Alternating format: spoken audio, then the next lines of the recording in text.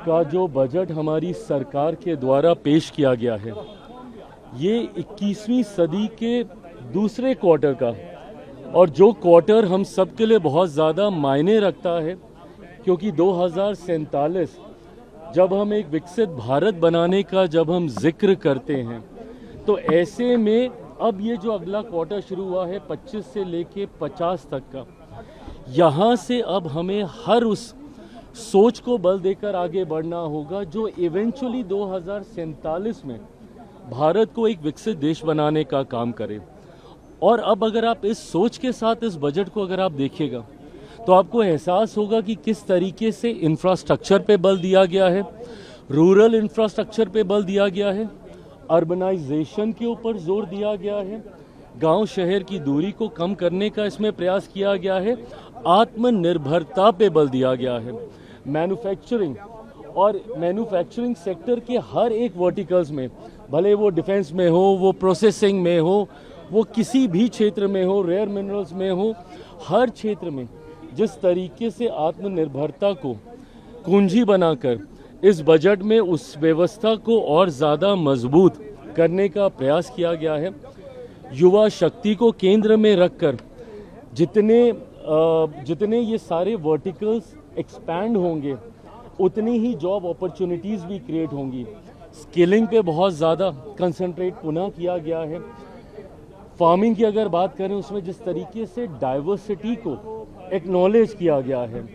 नहीं तो आप उसी को एक ही उत्पादन बार बार रखने की भी समस्या सरकार के पास इवेंचुअली होने लगेगी। तो कैसे डाइवर्सिफाई किया जाए, कोकोनट, कोको, इन तमाम चीज़ों को जिस तरीके से बजट में रिकॉग्नाइज किया गया है, फिशरीज़ को और ज़्यादा ऑर्गेनाइज करके उस सेक्टर को एनहांस करने की बात हो, मैं मानता हूं कि ये 47 विकसित भारत के निर्माण के लिए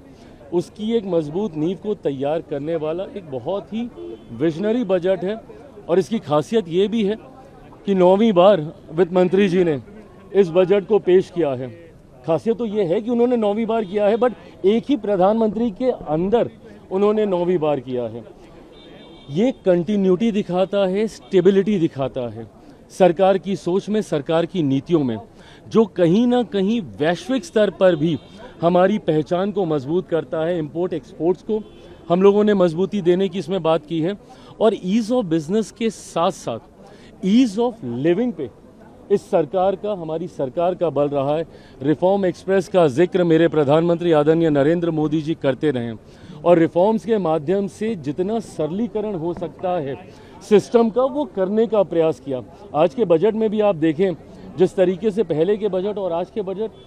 के बजट में समझने के लिए ज़्यादा था, चीज़ें ज़्यादा समझ में आ रही थी। पार्ट ए पार्ट बी, जिसका जिक्र मैं सुबह से कुछ न्यूज़ चैनल पे भी सुन रहा हूँ, जिस तरीके से उसको भी इक्वली बैलेंस किया गया है, ताकि सही में जो टेक्निकल पक्ष भी है उसको भी जनता तक सही ढंग से पहुँचाया जाए। तो मैं मानता हूँ कि ओवरऑल ये 2047 को मद्देनज़र रखते हुए इस बजट को तैयार किया गया, और इसके लिए मैं मेरी तरफ से, मेरी पार्टी की तरफ से माननीय वित्त मंत्री साहिबा का दिल से आभार प्रकट करता हूँ।